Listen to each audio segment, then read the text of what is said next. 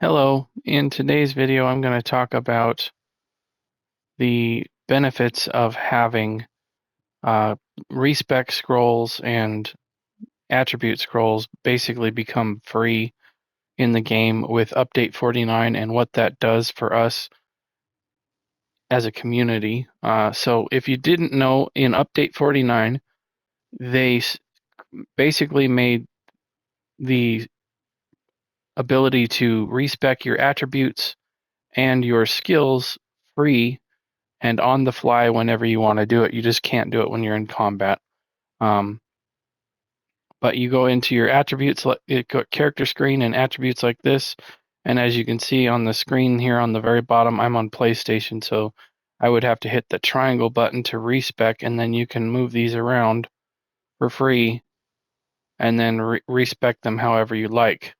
Um, the same thing is true for skills, and why this is even more powerful than just the skills. You can also resubclass your character by the same way you would if you had a scroll or if you were standing at the altar.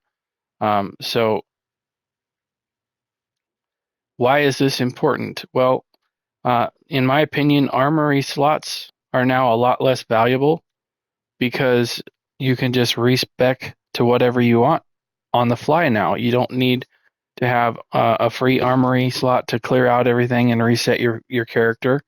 You can just respec something on the fly. And in addition to that, if you use the add-on Wizard's Wardrobe, you can literally set up builds and pages for almost every scenario. And then when you walk into somewhere, you can just load the build and use it in content. What you'd want to do is make sure that your classes and skills are all purchased that need to be used on the build, and then have your attributes correct for the build, and then you can just load this, and you can do that for free. It may be a little bit more cumbersome than just walking up to an armory and loading your build with one button, but it gives you a lot more uh, flexibility to use. Uh, and so really it used to be kind of like this would be saving certain roles or certain classes when they came out with subclassing, but now that they have created the ability to respec on the fly, this really eliminates the need for needing a lot of armory slots. And I would dare to say that even something that people have talked about for a long time is class change tokens. I would argue those are also no longer as valuable or needed anymore because essentially once you have one of each class in the game, you basically have everything covered. If you're wanting to run something with a warden, then get on your warden character. You've got the ability to subclass if you don't like the class that you're on. Virtually every class has something that is good enough to keep, and you can subclass into a more powerful build that way for tanking, healing, DPS, overland, doesn't matter, PvP. There's a lot of different things that you can do just on the fly and free with these two functions of moving attributes and skills around. So this opens up quite a bit of possibility here, especially if you're going to use the Wizard's Wardrobe. Like I said, this is a game changer to pair with the respec for free function. If you don't know how to use this, I have several videos on my YouTube channel that will go over how to set this up and use this. I will post a link to the playlist. It's got all of my add-on overviews on there. This is an extremely powerful tool to use. I recommend if you don't know how to use it, take a look at those videos. That should give you everything you need to know on how to set these up, how to run them, and what they do. But I thought I'd just get a quick overview on this new function that they have slipped into Update 49. I know that some people have talked about it, but I don't know that it's as widespread. And so I thought I would do a standalone video. Um, about the benefit of having the Respec scrolls.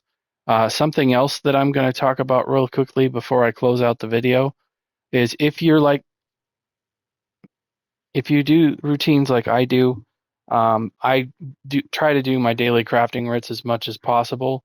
When you're doing that, if you have extra points, take the time to load in. Just do a respec before you do your crafting writs. Start loading up and doing all of these right here, your different weapon skill lines. Just load the skills on there. There's a lot of XP when you do your crafting writs that you get, and you can passively level all of this stuff here on your characters so that regardless of what type of role or environment you're wanting to go into, this opens up the ability to use your character a lot more as well. Even stuff like this here, like this unstoppable skill, is really good for certain situations for tanking. Um, Again, just go through all these niche skills that you never use and slot them while you're turning in your crafting writs. You can really gain a lot of ground on leveling them up just by doing something that you're going to do anyway. So that would be another benefit of having these respec scrolls and attributes on the fly. The only thing that you're going to need to do is carry the gear with you so that you can actively switch uh, into whatever it is you're doing. There is another add-on that you could use that pulls the gear from your bank if that's something that you want to do. Although in like a PvP environment, for example, you wouldn't be able to do that. So for PvP, you'd have to carry it with you, unfortunately, because you can't pull a banker out while you're in the field unless you go to the base and use the banker there. But just a couple of ideas I thought I would make a video for in case people didn't consider that. There's a lot of more flexibility in this game with that function being active, and this should be a great way for you to uh, basically get every drop of productivity out of your character that you can or ever wanted to, based on just getting every class in the game. You pretty much covered. The only different optimal thing there would be race, and if you pick kind of a general overall race for most content, I would say you're probably going to be just fine. Race doesn't really make that big of a difference in what you're doing. So just keep that in mind.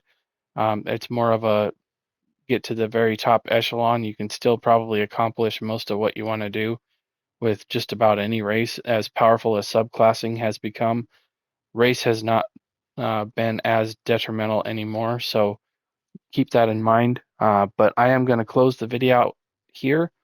If you liked this video, please consider liking and subscribing to my YouTube channel. I have over 270 ESO videos on my channel now.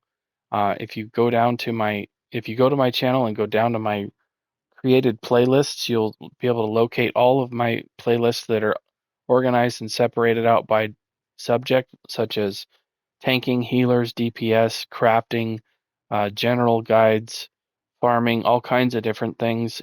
Check them out, see if you like anything there. Thank you again for watching, and I will see you in another video. Bye.